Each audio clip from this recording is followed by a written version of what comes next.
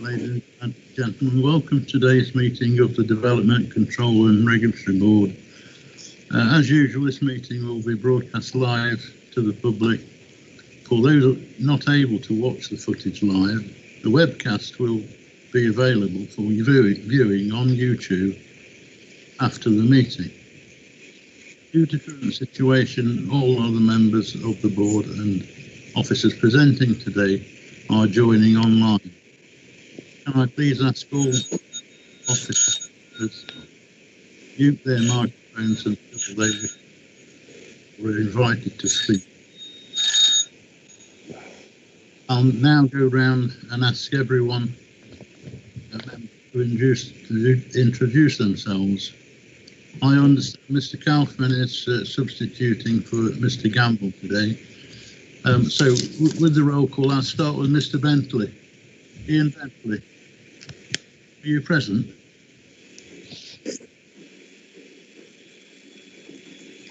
No. Michael Charlesworth, are you here, Michael? Good afternoon, John. Yeah, thank you. Mr. Coxon, well, I'm here. Mr. Crooks.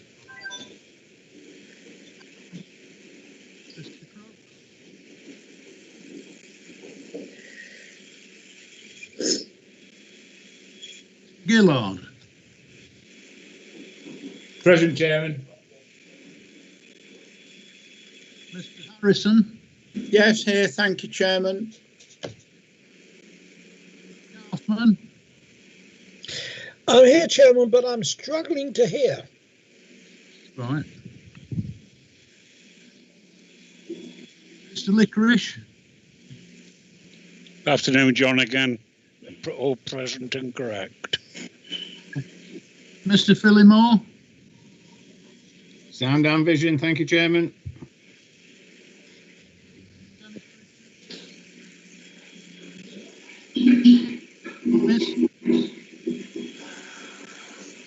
Alice. I'm here, Chairman. Thank you.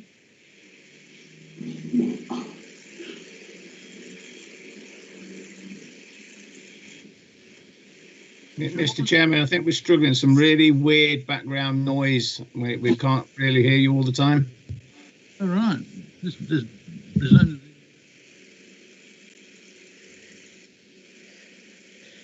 Chair, can I suggest that somebody may not have muted their microphone, which we're getting feedback?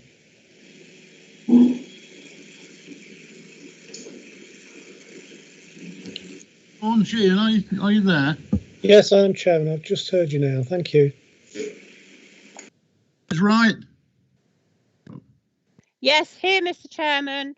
The noise has stopped now, actually. Michael Wyatt. Yes, Chairman, I'm here. Michael. We go back to Mr. Crooks. And Mr. Bentley.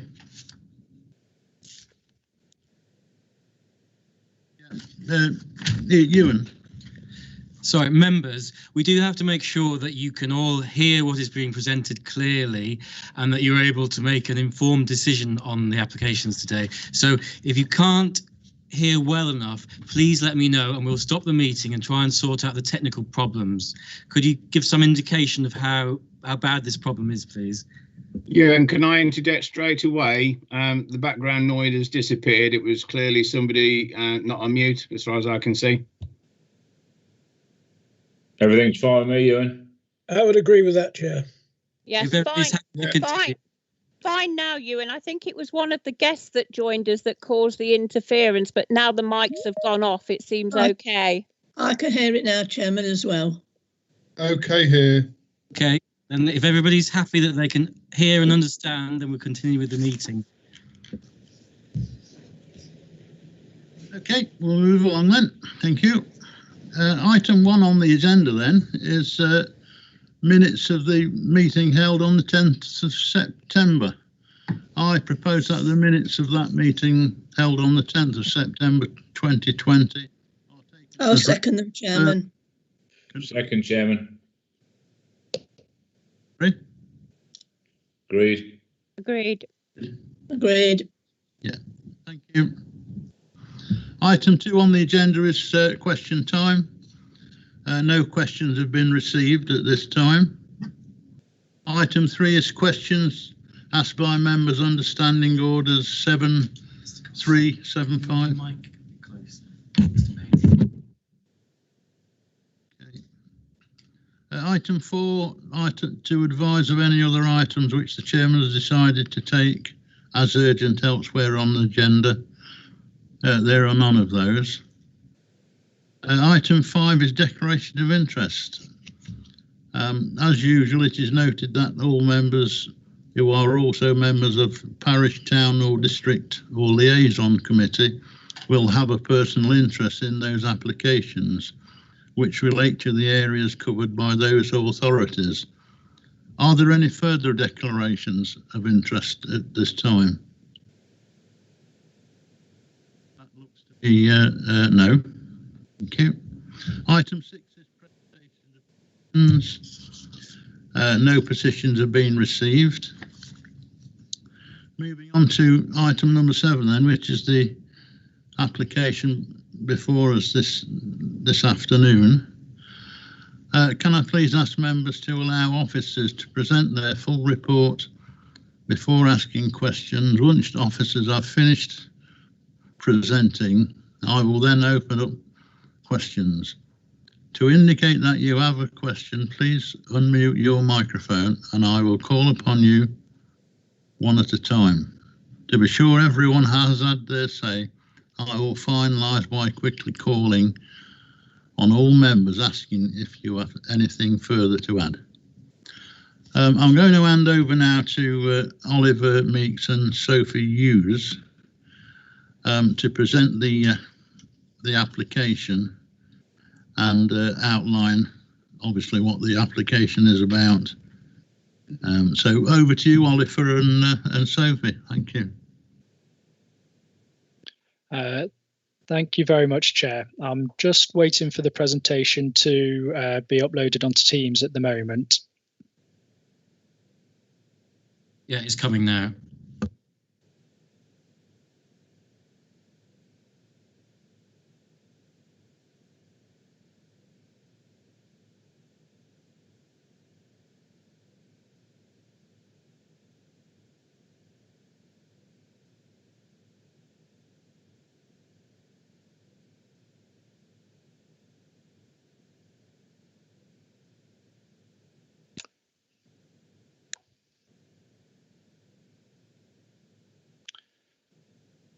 Okay. This application is submitted by Bow Park Group and Tarmac Trading Limited for a change of use of an existing mechanical biological treatment facility to a material recovery facility. Increase in waste throughput from 50,000 to 150,000 tonnes per annum, revision to operating hours, and minor ancillary revisions to site infrastructure. The application site is outlined in red on this slide. It is located on Gibbet Lane, Showell, within the wider Showell Quarry and Landfill Complex. Showell Village is approximately 550 metres southeast of the site, and Coatesbatch Village is approximately 1.3 kilometres north. Gibbet Lane links Showell with the A5 A426 roundabout junction, known as Gibbet Roundabout, to the west. The nearest residential properties to the site are Home Close Farm and Little Dean, which are approximately 400 metres southeast on Gibbet Lane. Properties on the edge of Showell are 150 metres further to the east and southeast. A property known as Green Acres is located approximately 700 metres west of the site on Gibbet Lane, near Gibbet Roundabout. There are no statutory ecological designations within the application site. Caves in Pit, a site of special scientific interest, is located approximately 1 kilometre southeast of the site. The application site is in Flood Risk Zone 1, which is the lowest designated zone of flooding. There are no listed buildings, scheduled monuments, or registered parks and gardens within or in close proximity to the application site. By virtue of its location within a mineral site, where there is provision for restoration, the proposal represents development on greenfield land in the countryside, outside of defined development boundaries. This slide shows an extract of Leicestershire's definitive rights-of-way map. There are no public rights-of-way within the application site itself. The closest public right-of-way is footpath X24, which is located 10 metres south of the application site on the other side of Gibbet Lane. This slide shows a close-up aerial image of the facility and photographs from 3 viewpoints around it. The top right photograph shows a view of the facility's eastern elevation. The bottom right photograph shows the site's southern elevation, and the bottom left photograph shows the site's access from Gibbet Lane. This photograph shows a view from the site's access looking in a southwest direction down Gibbet Lane, as marked on the accompanying map. Planning permission for the existing facility was granted by the County Council in 2008. The permission is for a fully enclosed composting facility for the processing of up to 50,000 tonnes of waste per annum. The facility was opened in 2010 and received household waste from curbside collections in Leicestershire, which was then subject to a mechanical biological treatment process to recover value in the form of recyclates.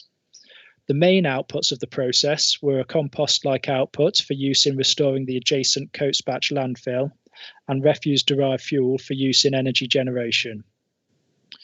In 2012, permission was sought for an increase in throughput from 50,000 to 60,000 tonnes per annum, as well as an increase in permitted HGV movements from 240 to 300 per week.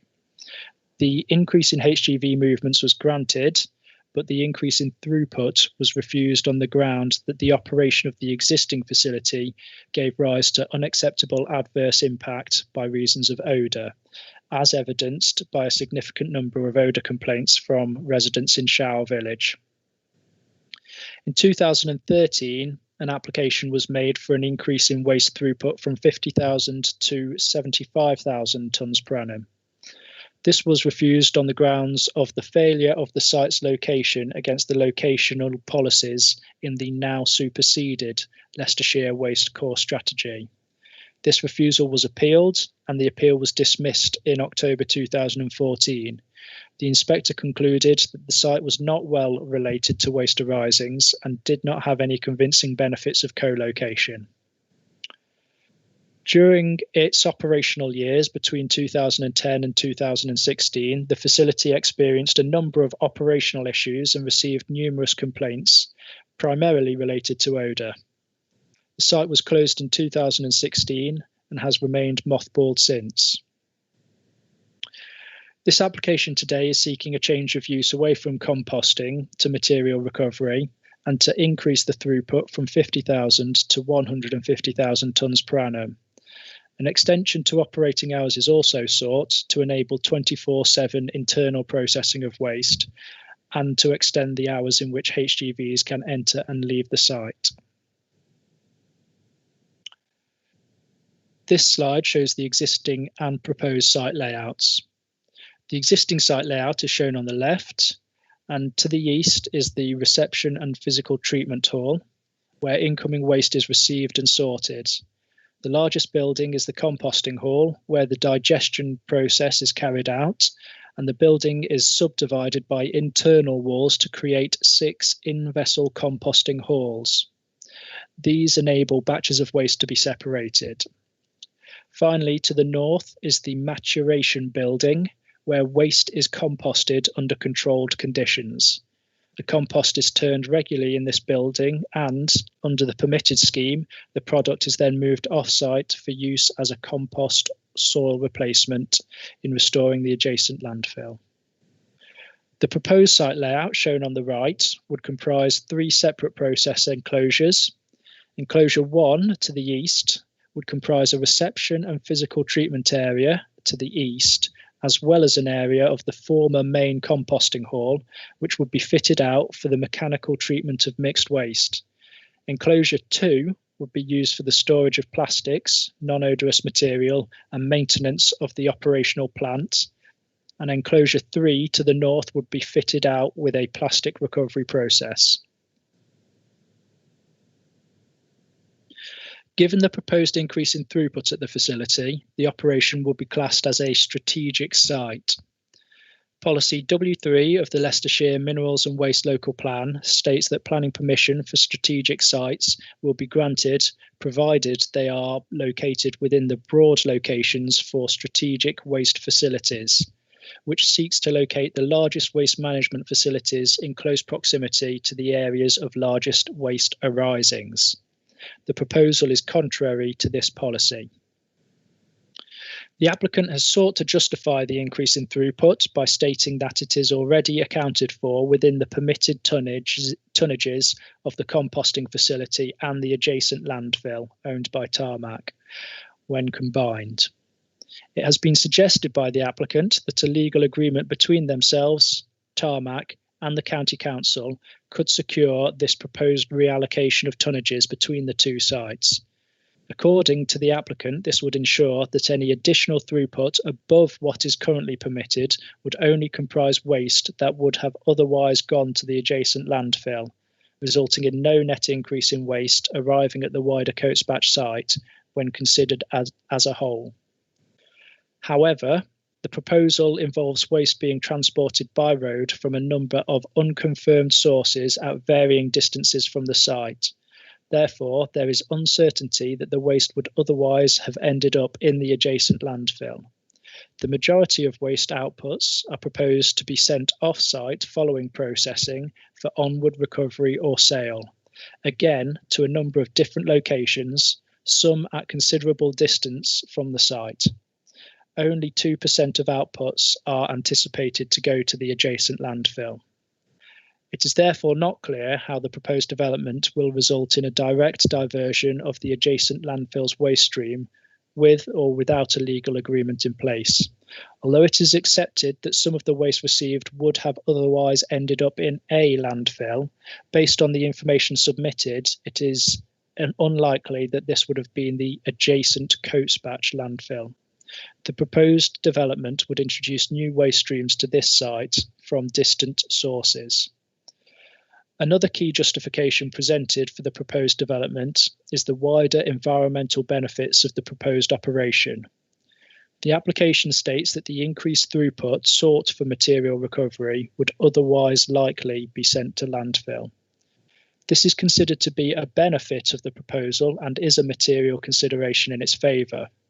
However, the waste sources outlined as part of this application are diverse and widespread. It is uncertain that the waste would have ended up at the adjacent landfill as opposed to a landfill or waste facility closer to the source.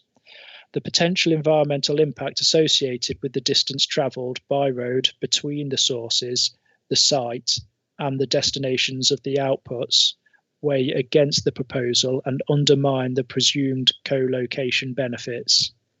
It is likely that HGVs would travel further distances, both to and from the site, in comparison to the permitted use.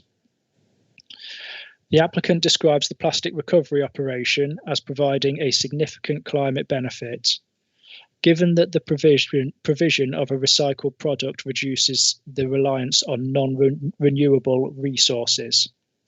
It is recognised that the plastic recovery element of the proposed operation offers environmental benefits.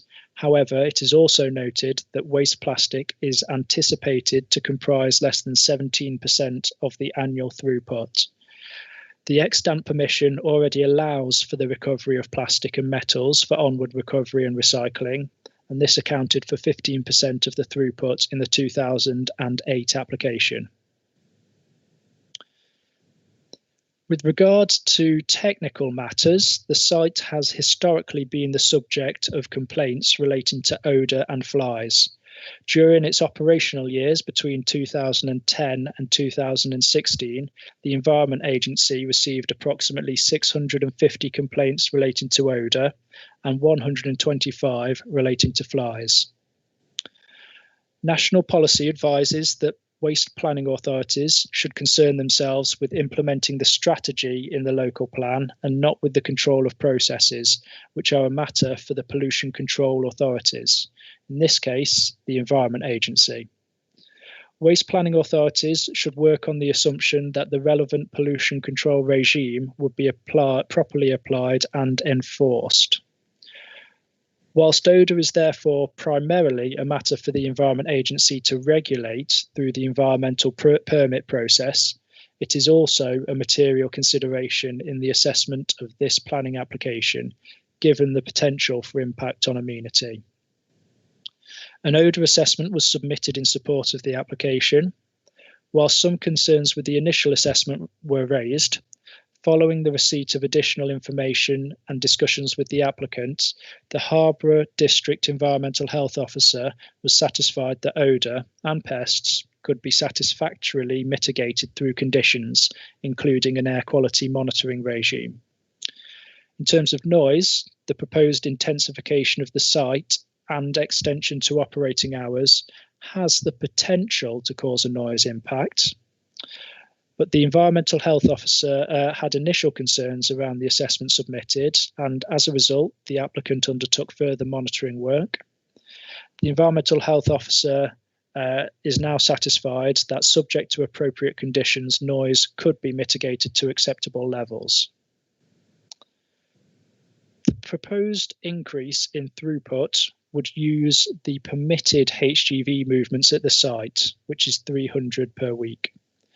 The application does not propose to increase the permitted number of HGVs. The Highways Authority have assessed the proposal and, given the extant permission, the proposal complies with policy DM9 of the Leicestershire Minerals and Waste Local Plan. There are no significant impacts associated with the proposed development in relation to ecology, listed buildings, or flood risk. During the consultation period, the application generated a total of 242 objections from the public, which highlighted concerns about the intensification of the site and the associated reintroduction of HGVs, odour, pests, noise, impact on amenity and health, ecology, and public rights of way. In addition, objections were received from County Councillor Blake Payne of the Bruntingthorpe Division, Harborough District Councillor Jonathan Bateman, Lutterworth Town Councillor Tony Hirons, and Alberto Costa MP for South Leicestershire. In conclusion, the proposal is seeking to change the use of an existing waste facility and increase its permitted annual throughput from 50,000 to 150,000 tonnes per annum. This would result in a strategic waste management facility in an inappropriate location, and the proposal does not accord with policy W3 of the Leicestershire Minerals and Waste Local Plan.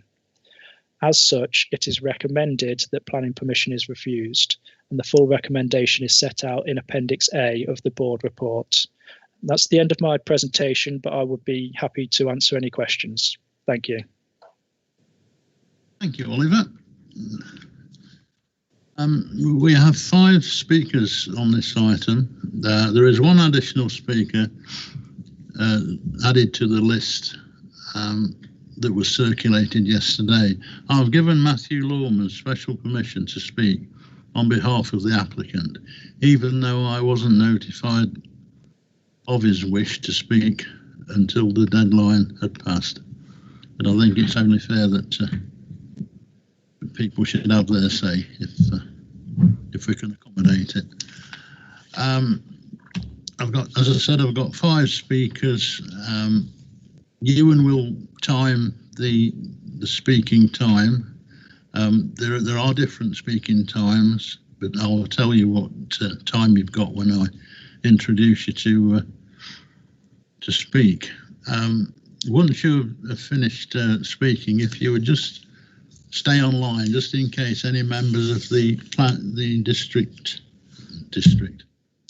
Development Control and Regulatory Board members want to ask any questions on what you've said this afternoon, not on the application. So the first person I've got up as an objector is Edmund Hunt. Edmund, you have 3 minutes. Are you able to speak? Good afternoon, just testing. Can you hear me? Yep, I can hear you, yes. Excellent. Good to go when you are. Please do. And as I say, you've got 3 minutes and Ewan will time you. Thank you. Good afternoon. Thank you, Chair, ladies and gentlemen. Coates Batch and Showell parishes and the campaign team are speaking as one voice objecting to this application today from the clear mandate we've received from our communities. Each of us will provide different material reasons for refusal, and I, as Coates Batch Parish Council Chairman, will provide you with the reasons based on planning policy. As Oliver presented earlier, the existing operations was permitted on the basis it was adjacent to a landfill site. Waste already destined for landfill would be intercepted and composted by the facility. Nearly all composted material and residual waste would go to the landfill. From day one of these permitted operations, additional waste sources were transported to the site and all composted material was shipped away from the site, contradicting its basis of planning approval. There were no benefits of locating the facility at this greenfield location. For the former owners then sought to increase its throughput, they were rightly refused on planning policy grounds. Instead of reverting to the well-intentioned original reasons for the plant's existence, the current applicant is seeking to increase throughput by more than 3 times, double the movement of HGVs travelling to the site, importing and exporting waste product huge distances by HGV. Only 2% of waste is proposed to go to landfill. There's no benefit of this operation being next to Coates Batch landfill on an otherwise greenfield site. It's wrongly located and contravenes LCC mineral and waste policies W3 and W5. The committee should also closely consider the location of waste sources detailed by the applicant. They are shown to be within a 50-mile radius around Coates Batch landfill, but actual road journey distances from these sites exceed 60 miles. Transported waste would even pass local landfills and recycling plants to reach Coates Batch. The 50-mile radius includes much of Staffordshire, West Midlands, Worcestershire, Oxfordshire, Milton Keynes and Cambridgeshire.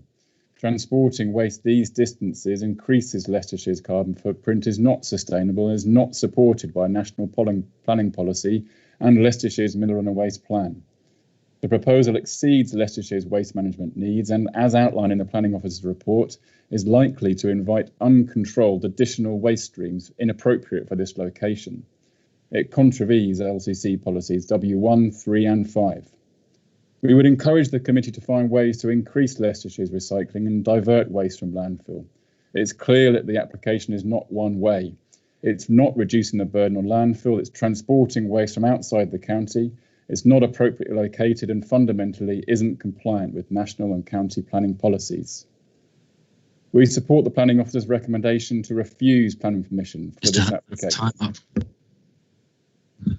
Thank you, Edmund. Has any members of the board got any questions for Edmund on what is said today? No, there aren't. Well, thank you for that, Edward. We'll move on to the next speaker, Howard Jones. You have a similar 3 minutes, Howard, if you're there and ready to speak.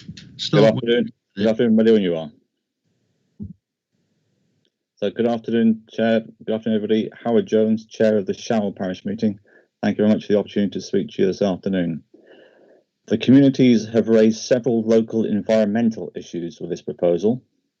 These concerns have also been raised by the Environmental Health Officer and the Environment Agency, and we are disappointed they have stopped short of actual objections. Nevertheless, they do further contravene policy DM2 and policy DM9. As an example, we've heard during the life of the previous recycling plant's operation, 770 complaints were made to the Environment Agency about this waste site. 650 of them concerned foul odours hitting the nearby residential villages. The applicant has made great play about the composting process being a source of odour, which will no longer feature in their proposal. But the data clearly shows, and the residents clearly understand, that the source of over half of the odour complaints was due to rotting rubbish from the waste reception process. Not composting, not leachates, not biofilters, but rotting rubbish. That process still features in this proposal at 3 times the throughput. The applicant's odour assessment is very optimistic. The Environmental Health Officer also expressed his doubts about the acceptability of the proposal. We commissioned our own peer review of the odour assessment, which further questioned its rigour. Similarly, the noise assessment has little credibility with the local community. The mineral extraction activities are coming to an end after more than 60 years. The enlarged recycling operation would very soon be the only remaining industrial operation on this rural greenfield site. Yet the applicant is asking the board to believe that it will be quieter than the other background noises.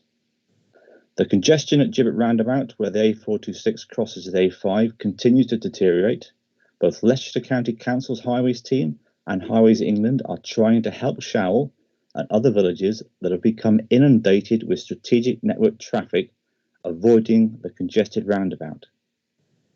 An additional 300 HGV movements above current levels is a consideration required by policy DM9. It will make the congestion worse at Gibbet Roundabout. All of these issues, along with litter and flies, could be considered objectionable in their own right. At the very least, they are nearly objectionable, as evidenced by the concerns expressed by the statutory consultees. When considered in totality, their cumulative impact must fail policy DM11. The board can refuse this application with confidence. Thank you. Thank you, Howard. Any questions from members of the board for Howard? That looks to be no. Okay, the next speaker is Kate Bourne. Hello. Kate, you have 3 minutes. Please proceed when you're ready to do so. Thank you. Okay. Good afternoon, Chair, ladies and gentlemen. I represent the campaign team objecting to this application.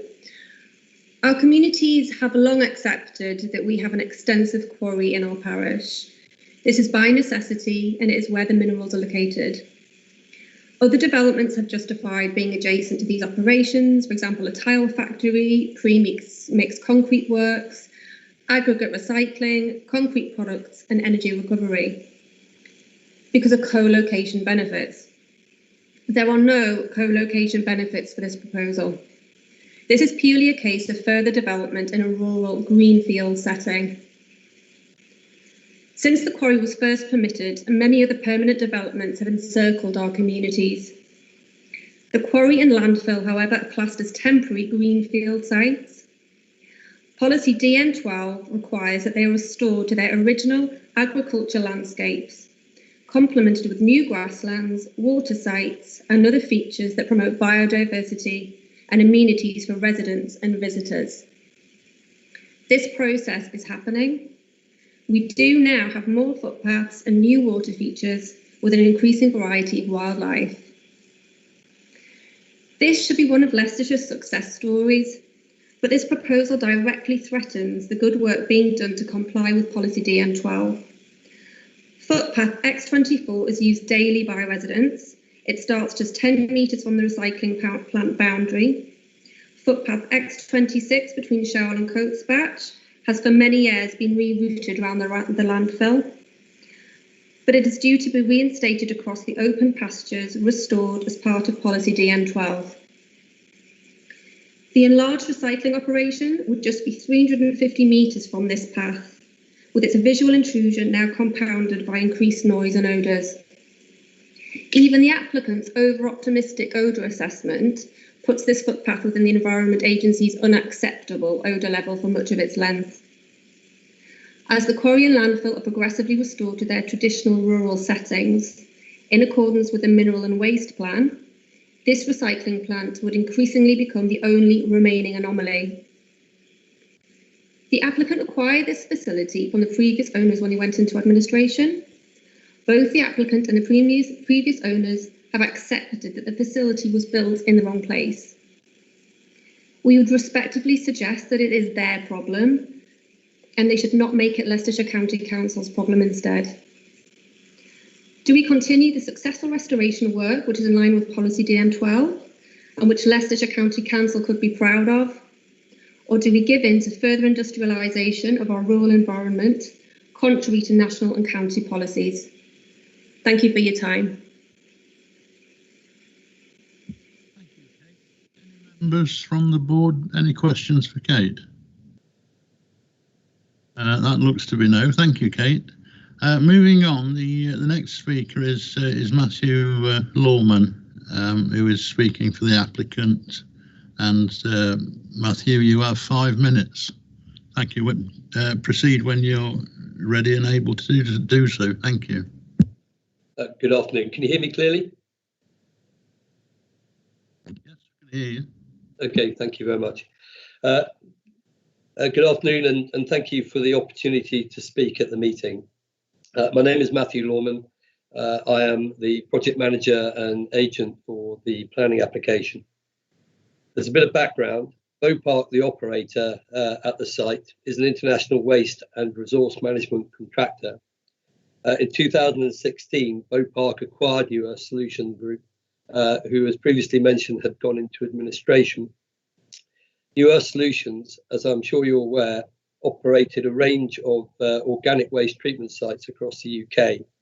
Coachbatch facility had permission and has permission to mechanically sort waste and treat the organic fraction through composting.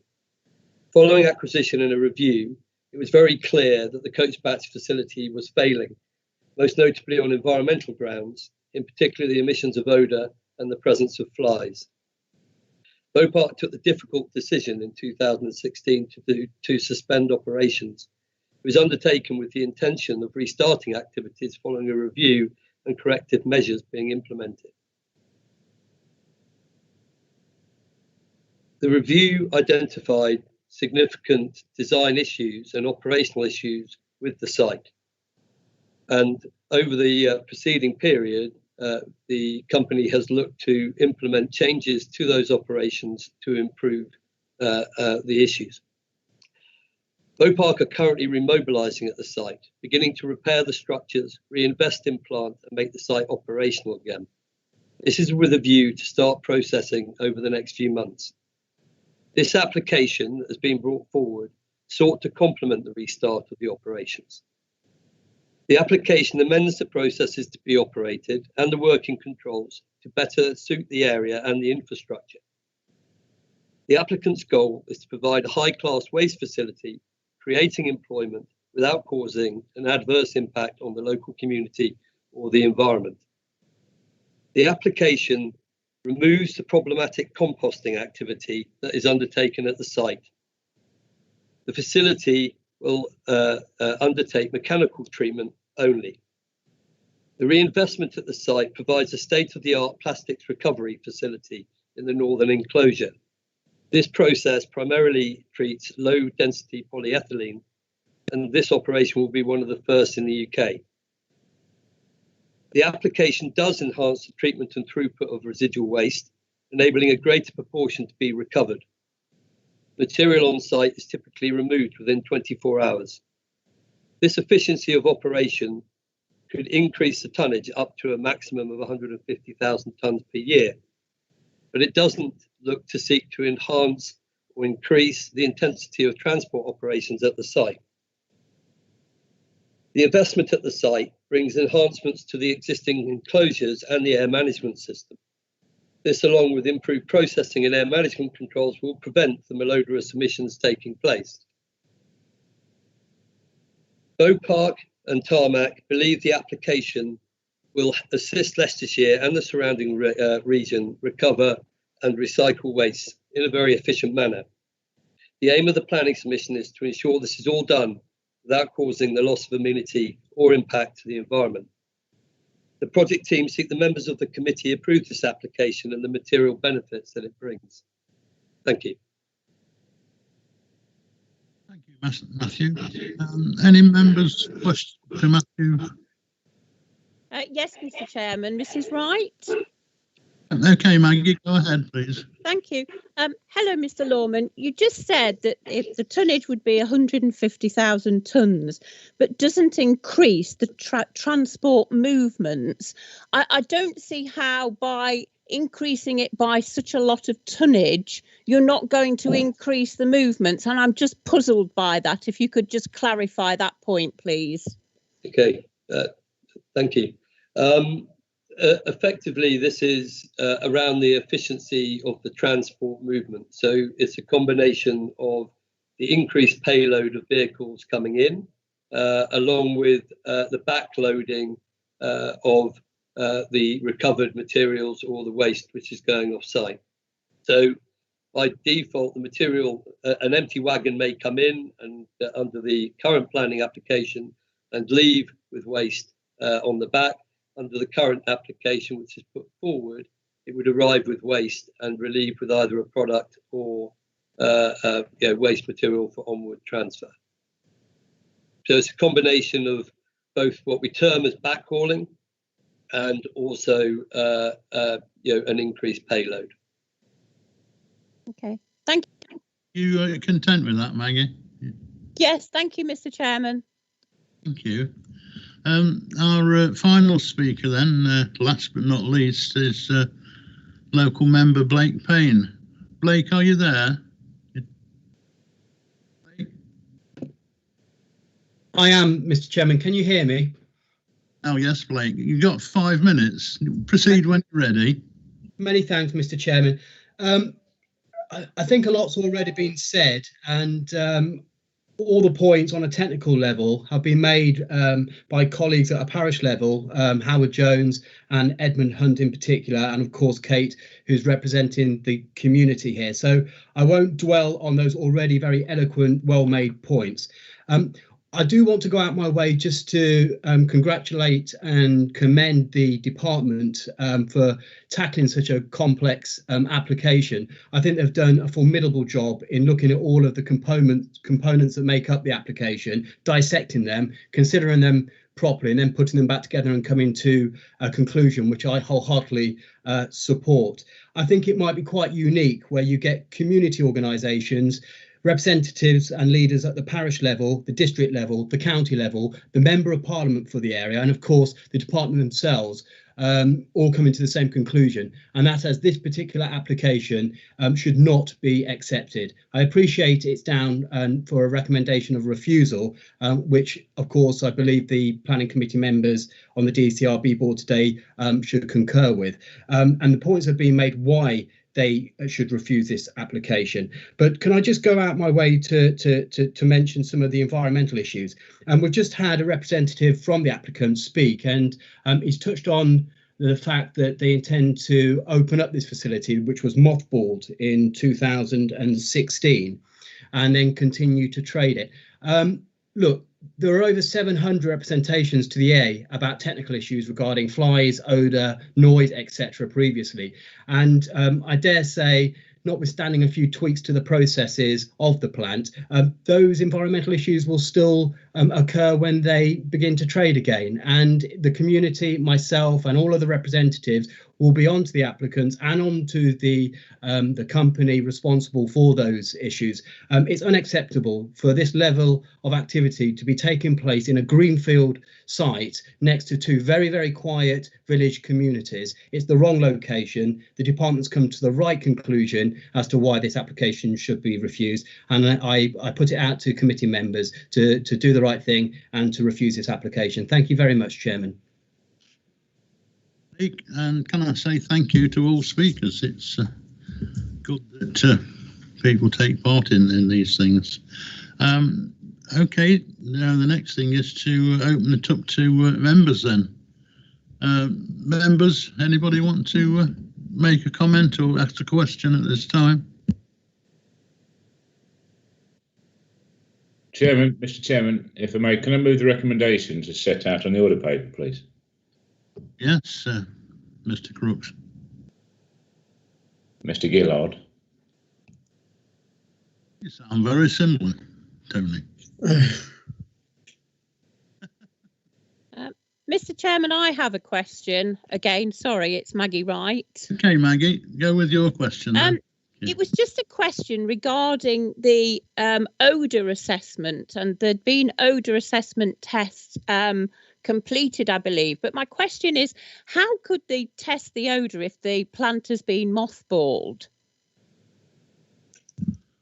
Oliver, are you able to answer that or get an answer for us from? Yeah, thank you very much, Chair. And thank you for the question, Councillor Wright.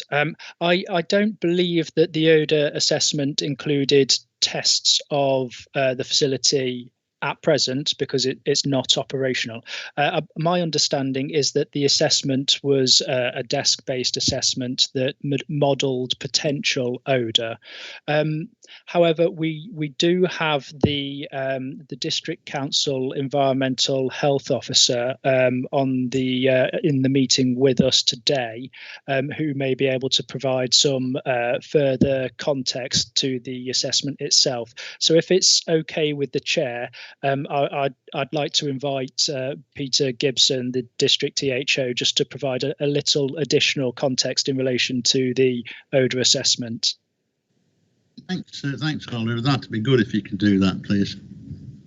Hello, hopefully you can all hear me. In terms of odour, perhaps Mr. Lawman actually would be the best one to perhaps advise exactly how it's done. But essentially what they tend to do is sort of take a known sort of odour concentration and they score it depending on sort of its pleasantness. And then what happens is they tend to work out the intensity of the odour as to how strong the odour is likely to be produced. And then it's compared that with meteorological data, and they basically look at the wind direction, how it's going to travel, and then it works out an intensity at certain parameters, and it's worked out at a 98th percentile. And it essentially means that for 98% of the time it will be X concentration, and on this one, of course, it's this was saying actually the odour will dissipate. It won't be causing a nuisance at a certain distance, which is obviously the residential homes. Hopefully that's a brief summary anyway. It's quite a technical assessment that's actually carried out. It's quite difficult to sometimes put that in layman's terms. Okay, thank you. Maggie, are you? Thank you, Mr. Chairman. I just find it difficult to comprehend when odour's obviously been one of the significant complaints going on, how you could use a desktop to assess that going forward it's not going to generate complaints again. But thank you for the officer and for the explanation. Yeah, Mr. Chairman. Mr. Chairman, may I speak?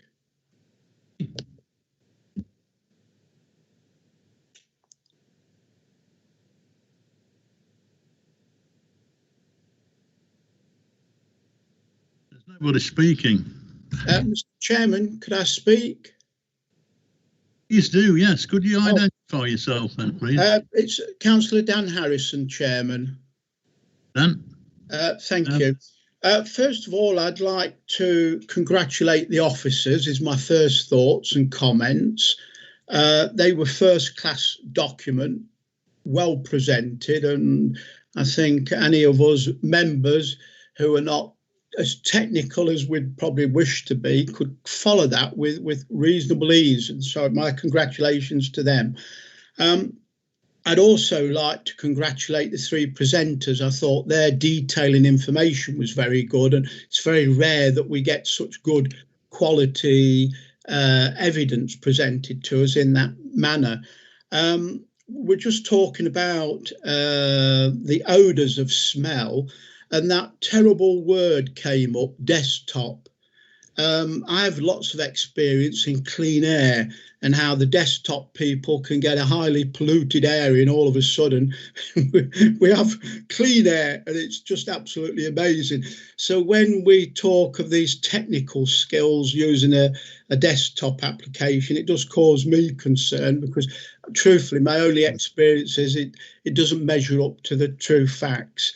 I will support the mover on this. I think I haven't been able to feel there's a good reason, truthfully, a good proper reason for me to say I would go against the officer's recommendation. I don't feel there's sufficient power and energy and consequence within the language that we've heard this afternoon. And as I say, the evidence of the report was first class for us to be able to do it, complemented with 3 other speakers.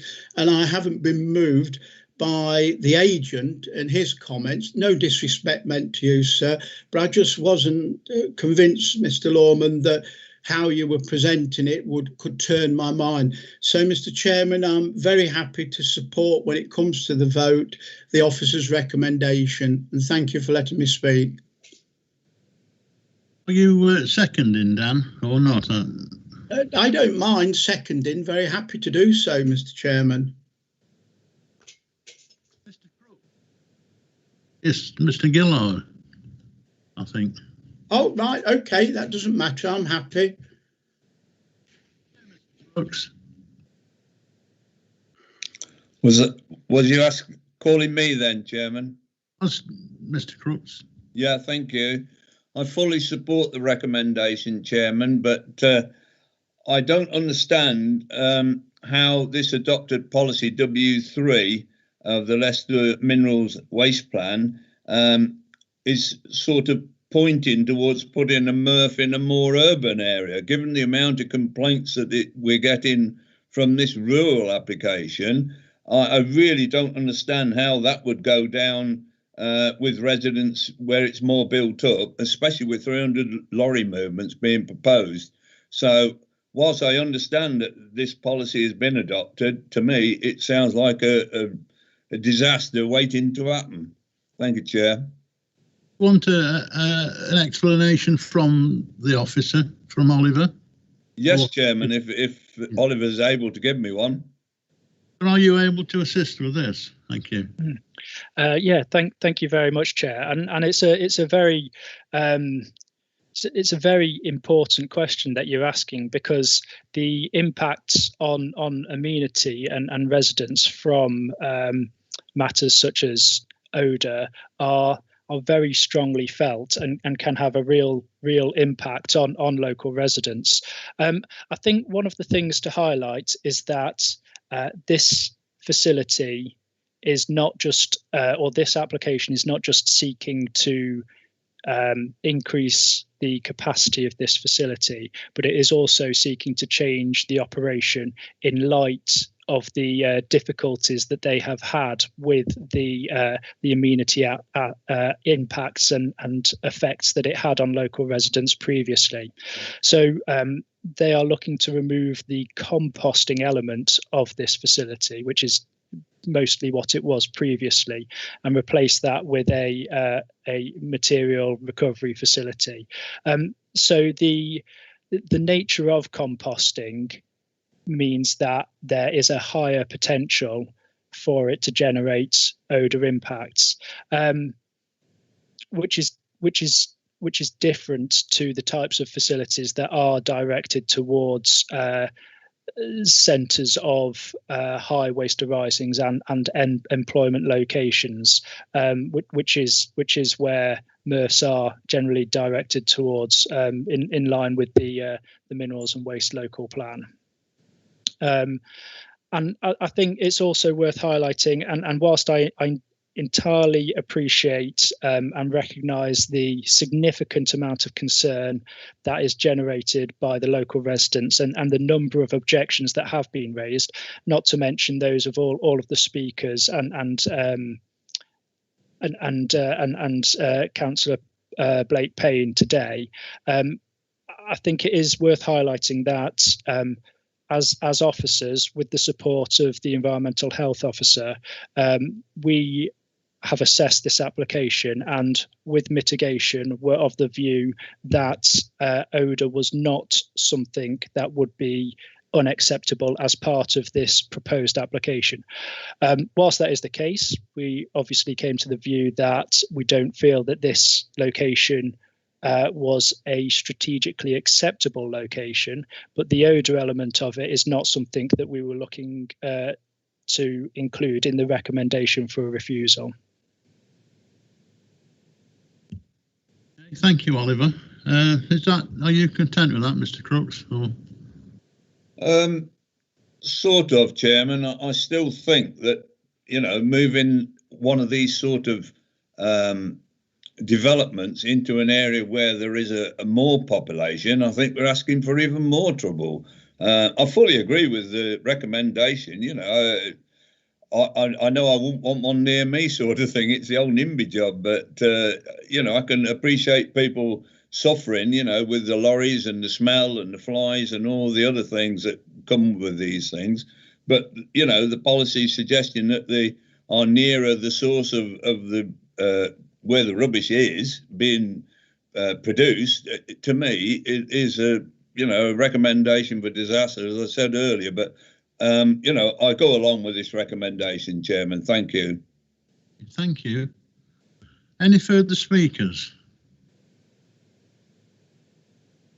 That looks to be no. Then I mean, the only really thing left now is to move to the vote. I mean, the proposal, Tony Gillard has proposed that we'll refuse the application in line with what the officer's recommendations are. So if I go through the list, if people can answer whether they're for or against.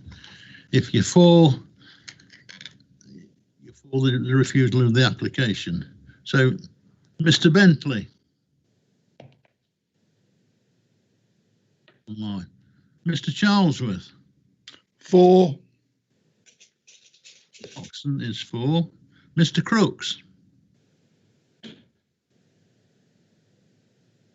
Mr. Crooks. Mr. Crooks. Oh dear. For. Oh, thank you. Mr. Gillard. For. Sounding the same. Mr. Harrison. For. Kaufman. For the officer's recommendation. Mr. Licorice. For the recommendation, Chairman. Mr. Phillimore. Thank you, Chair. It's against policy. I have to vote with the officer's recommendation, so for. Mrs. Richards.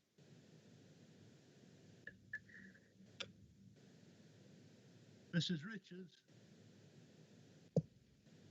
There, but I can't hear you.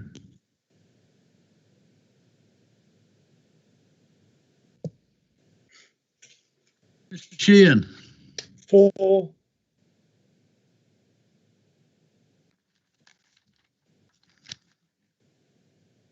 Mrs. Wright. For. Wyatt. For. Mrs. Richards. For the officer's recommendation, Chairman. Thank you. Dennis, thank you. Well, that looks to be a unanimous decision then, members. So the application is refused. Thank you very much for that. Thank you. Item 8 then is delegated decisions scheduled July 2020 to September 2020. The report is for nothing. Are there any other questions from members? No. Item 9, any other items which the chairman has decided to take as urgent? As I said, there are no urgent items. Item 10 is the chairman's announcements. I have no other announcement other than to say that the next Development Control and Regulatory Board meeting is on the 12th of November 2020. And with that, I'll close the meeting. Thank you very much for your attendance and contributions this afternoon. Thank you, Chairman. Thank you. Thank you, Chairman. Thank you very much, everybody. Bye. Thank you, Thank Chair. you.